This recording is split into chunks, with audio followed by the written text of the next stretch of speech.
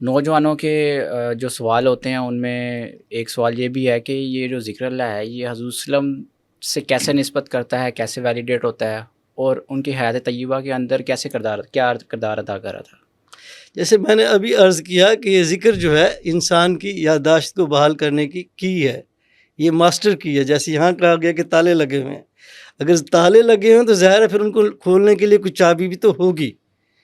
تو دیکھیں، اگر آپ حیات طیبہ کے اوپر غور کریں، اس کو دو حصوں میں تقسیم کریں، ایک دعوت سے پہلے کی زندگی اور ایک دعوت کے بعد کی زندگی۔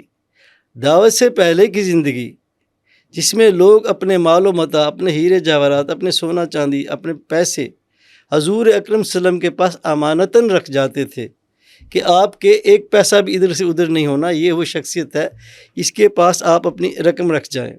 اور ظاہر ہر سوسائٹی کے اندر جو آپ کے پیسے بھی لوٹا دے، آپ کہتے ہیں ہم ایماندار ہیں، تو بہت بڑا سٹیٹس ہوتا ہے کہ کسی کی امانتیں لے کے واپس کر دینا، تو آپ کا بہت بڑا سٹیٹس تھا۔ پہلے ہی آپ صادق اور امین مشہور تھے، پہلے ان کا ایک سٹیٹس موجود تھا کہ انتہائی اونچے درجے کی شخصیت ہے، آپ کا پیسہ کہیں جانے والا نہیں، آپ ان کے پاس سیف اینڈ ساؤنڈ رکھ سکتے ہیں۔ اور یہاں یہ بھی تصور ابھرتا ہے کہ پیسہ کسی کے پاس رکھا جا سکتا ہے، اس چیز سے بھی تصور ابھرتا ہے۔ تو یہ سٹیٹس تھا، معتبر تھے۔ پھر کیا ہوا؟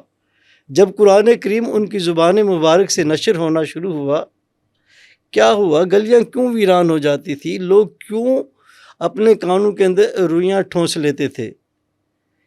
تو وہ بھی آپ دیکھیں، اس وقت لوگ یہ کہتے تھے کہ اب وہ جو صادق اور امین تھا، جب اس نے دعوت دینا شروع کر دی تو اس کو اب لوگوں نے ساحر اور جادوگر کہنا شروع کر دیا کہ ایسا کلام پیش کرتا ہے، ایسا کلام پڑھتا ہے کہ لوگ جو ہیں وہ اپنے مذہب کو چھوڑ دیتے ہیں، نہ صرف مذہب کو چھوڑ دیتے ہیں بلکہ اپنے پیارے پیارے رشتوں کو بھی وہ چھوڑنے پہ آسانی سے تیار ہو جاتے ہیں۔ شوہر اپنی بیوی کو چھوڑ دیتا ہے، بچے اپنے والدین کو چھوڑ دیتے ہیں، اس سے بچ کے رہو۔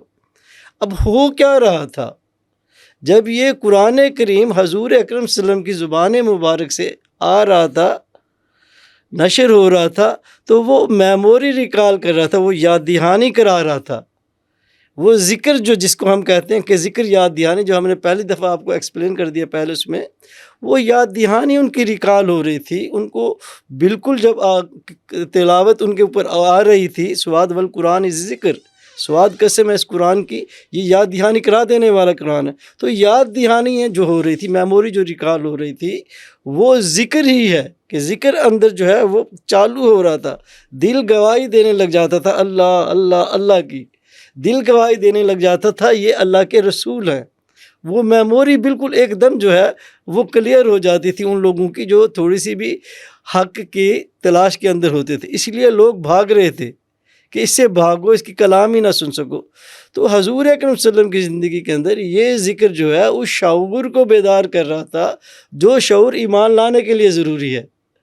تو اس وقت یہ شعور، اور آج بھی یہ اسی طرح شعور کو بیدار کر رہا ہے، چونکہ ہم میں کوئی اتنی زیادہ وہ شخصیت تو موجود نہیں ہے کہ جو کلام پڑھے اور ہمارے سارا سینہ کھل جائے، یعنی ہماری یادداشت کھل جائے۔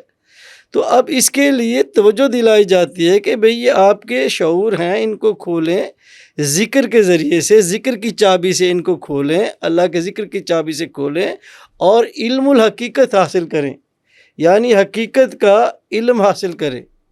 دوسری یہ بات ہے کہ صحابہ کرام کی تربیت، یعنی جو آپ کے مخاطبین تھے، ان کی تربیت کے اندر بھی ذکر کا بہت بڑا رول تھا۔ ہم تو چیزوں کو بس ایسے ہی لے لیتے ہیں، لیکن جو تحقیق کرنے والے لوگ ہیں، جو محقق ہیں، وہ دیکھتے ہیں۔ دیکھیں آپ حضور اکرم صلی اللہ علیہ وسلم کی زندگی کے اندر دیکھیں کہ آپ کی مجالس کا حال آپ سنیں کہ مجلس عموماً اسی طرح ہوتی ہے، جس بھی انٹلیکچوئل بندے کی ہو، کہ لوگ اس کے پاس آ کے بیٹھتے ہیں کہ اس سے کچھ حاصل کریں، وہ کچھ بولے، کچھ ان کو علم دے، تاکہ ان کی زندگی کے اندر جو ہے وہ سدھار پیدا ہو۔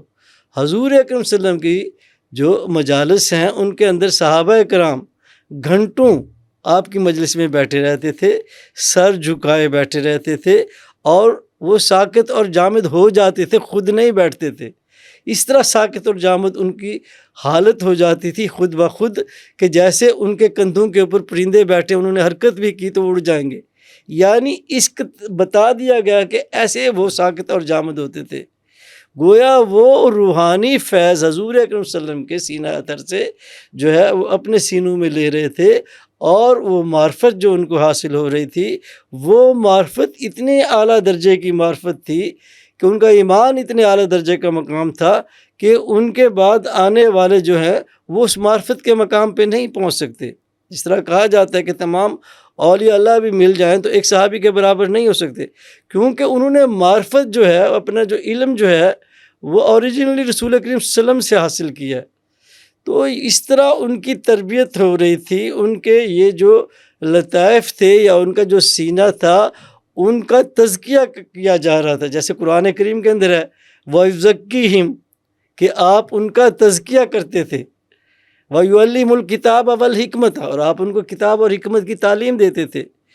تو آپ تزکیہ کرتے تھے، ان کا تزکیہ اندر ٹرانسپیرنٹ کرنے کو کہتے ہیں کہ آپ چیزوں کو دیکھنے سننے کے قابل ہو جائیں، سمجھنے کے قابل ہو جائیں، اتنی زیادہ واضح طور پہ آپ کے اوپر چیزیں آ جائیں. تزکیہ کا مطلب یہ ہے کہ آپ کے سامنے اتنی کلیئر کٹ چیزیں آ جائیں کہ ابہام کی گنجائش ہی نہ رہے، شک کی گنجائش ہی نہ رہے.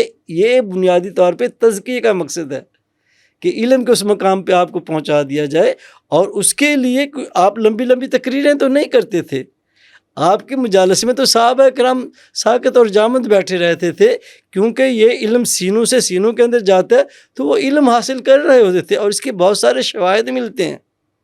حنظلہ کی حدیث آپ کے سامنے ہے کہ جب حنظلہ جو اپنے گھر میں گیا اور بے چین ہو کے بھاگتا ہوا گلیوں کے اندر آیا کہ حنظلہ منافق ہو گیا، حنظلہ منافق ہو گیا. آگے حضرت ابوبکر صدیق ملے تو پوچھا یار کیا شور مچایا ہے، مسئلہ کیا پیدا ہوا ہے؟ تو فرمایا کہ جب گھر ہوتا ہوں، جب حضرت وسلم کی مجلس میں ہوتا ہوں تو گویا جنت اور دوزخ کو دیکھ رہا ہوتا ہوں، اور جب گھر ہوتا ہوں تو وہ کیفیت میری نہیں ہوتی. تو جب کیفیت کے اندر تبدیلی آتی ہے سالک کی تو وہ بے چین ہوتا ہے، وہ بے چین ہو کے پھر اپنے مرشد کی طرف بھاگتا ہے. تو وہ بھاگ رہے تھے رسول کریم صلی اللہ علیہ وسلم کی طرف کہ جاؤں اور میں پوچھوں کہ میں منافق تو نہیں ہو گیا، میرے اندر یہ جو تبدیلی آ گئی ہے. تو حضرت صلی اللہ علیہ وسلم نے فرمایا کہ حنظلہ جب تم میری مجلس میں ہوتے ہو تمہارے قلوب حالت ذکر میں ہوتے ہیں، اور جو کچھ وہ انہوں نے فرمایا، حنظلہ نے فرمایا گویا ہم دیکھ رہے ہوتے ہیں جو کچھ آپ فرما رہے ہوتے ہیں. تو صلی اللہ علیہ وسلم نے فرمایا تمہارے قلوب حالت ذکر میں ہوتے ہیں. اگر یہی قلوب کی کیفیت 24 گھنٹے رہے تو اے حنظلہ تم سے فرشتے معانقہ کریں، تم فرشتوں کو دیکھو اور ان تمام چیزوں کو دیکھو. لیکن اے حنظلہ زندگی گزارنے کے لیے بھی 50% ٹائم چاہیے، اور اللہ کی معرفت اور اللہ کی محبت کے لیے بھی 50% ٹائم چاہیے. تو یہ آپ نے زندگی بھی گزارنی ہے، بچوں کے بھی آپ نے حقوق پورے کرنے ہیں. وہ جگہ وہاں ٹھیک ہے جو کچھ ہو رہا ہے، وہ منافقت نہیں ہے، بلکہ وہ بھی ٹھیک ہو رہا ہے جو ہو رہا ہے.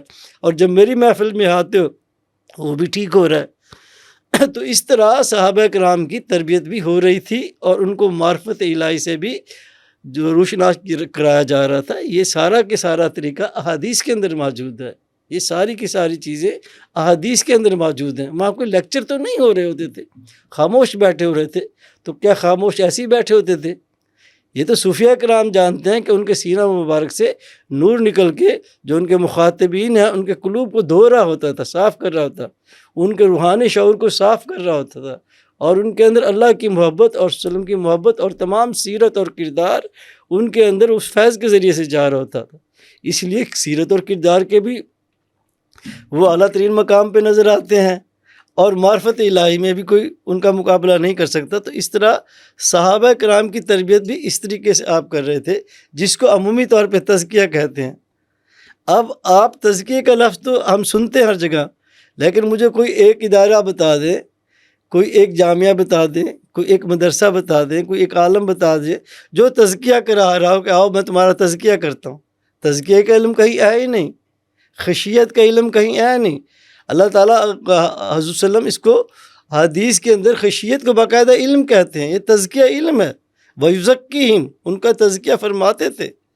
تو تزکیہ کرنے والے موجود نہیں رہے، اس لیے ضرورت اب اس امر کی آ گئی ہے کہ اس دعوت کو بھی اسی طرح عام کیا جائے جس طرح سائنسی علوم عام ہو رہے ہیں. اس کو بھی لوگوں کی طرف جو طالب ہیں ان طالبوں کی طرف اس کو بھی جو ہے جو اسٹوڈنٹ ہیں اس کے طالب علم ہیں اس کے ان کو اس کی دعوت دی جائے کہ یہ بھی ایک علم ہے جو سیکھنا چاہیے.